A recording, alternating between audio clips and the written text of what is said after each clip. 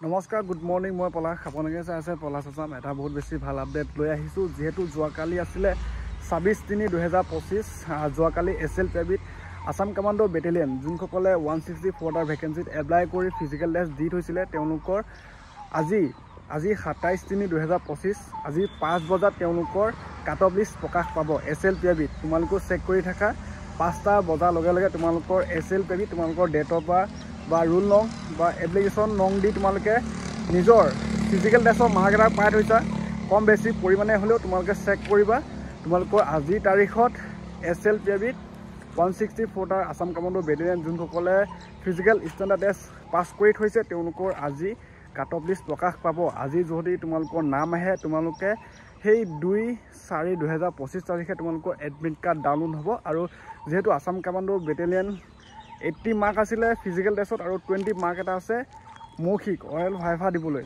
আৰু সেই oral viva হ'ব 7/4/2025 তাৰিখে অসম আৰক্ষী মানে 4ৰ্থ অসম আৰক্ষী বেটেলিয়ন গুৱাহাটী কাহিলীপাৰাত হ'ব। মানে 4th APBN কাহিলীপাৰা গুৱাহাটী তোমালোকৰ তাত হ'ব 7/4/2025 তাৰিখে অৰেল ভাইভা 20 মাৰ্কৰ। আৰু আপডেটটো দিলোঁ। যদি পলাশ আছাম ইউটিউব চেনেলটো প্ৰথম চাই আছে তো ছাবস্ক্ৰাইব কৰি ল'বা, তেতিয়া এই ধৰণৰ চাকৰি খবৰ বাতৰি পাই থাকিব। আৰু যিহেতু মই এইকেইদিন বহুত দিনে হ'ল কোনো ধৰণৰ আপডেট দিয়া নাই বা মানে ভিডিঅ'ৰ লগত জড়িত নাই, কাৰণ অসম পুলিচৰ পৰীক্ষাও আহি আছে বৰ্তমান।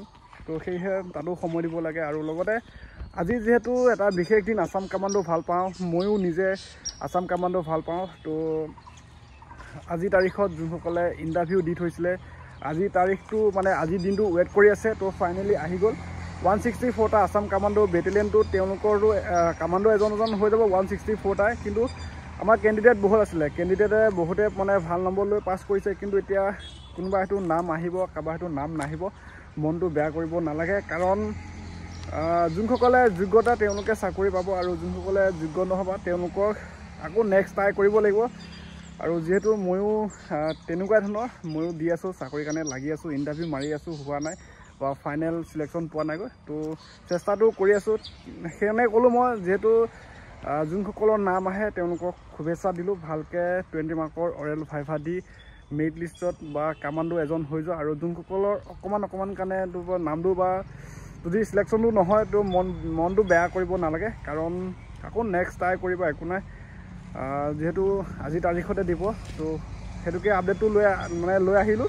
164টা ভেকেঞ্চি, যিহেতু ইয়াৰ কাট অফটো অকণমান বেছি যাব, তো সেইকাৰণে আপডেটটো দিব চেষ্টা কৰিলোঁ। যদি পলাশ আছাম ইউটিউব চেনেলটো প্ৰথম চাই আছে তো ছাবস্ক্ৰাইব কৰি ল'বা। আৰু আছাম কামাণ্ডো নেক্সট ভেকেঞ্চি যদি আহে তাৰ ওপৰতো মই আপডেট লৈ আহিম। যিহেতু আমাৰ CM ছাৰে কৈছে, যোনসকলৰ নাম নাহে তেওঁলোকক আকৌ সেই বছৰৰ শেষৰ ফালে নতুন ভেকেঞ্চি প্ৰকাশ পাব বুলি কৈছে। হয়তো ফৰেষ্টো আহিব, নহ'লে অসম পুলিচো আহিব, নহ'লে আছাম কামাণ্ডো বেটেলিয়ন হয়তো আহিব। কিবা এটা নহয় কিবা এটা আহিব। লগতে 3য় আৰু 4ৰ্থ বৰ্গৰ নিউ ভেকেঞ্চিৰ কাৰণে প্ৰেক্টিচ কৰি থাকা, মানে পঢ়া শুনা ষ্টাৰ্ট কৰি দিয়া। আৰু লগতে আজিৰ তাৰিখত আছাম কামাণ্ডো বেটেলিয়ন 164টা যোনসকলে ৰানিং, লং জাম্প, চিন আপ, মেডিকেল বা সেইবিলাক দি থৈছে বা পাছ কৰি থৈছে বা নম্বৰ এটা কম বেছি নম্বৰ পাই থৈছে, তেওঁলোকক আজি কাট অফ লিষ্ট প্ৰকাশ পাব, যোনসকলে 20 মাৰ্কৰ অৰেল ভাইভা দিবলৈ পায়। তো সেয়েহে আপডেটটো দিব চেষ্টা কৰিলোঁ। যিহেতু আজি 5 বজাতে দিব, তো চেনেলটো ছাবস্ক্ৰাইব কৰি ল'বা, তেতিয়া এই ধৰণৰ চাকৰি খবৰ বাতৰি পাই থাকিবা।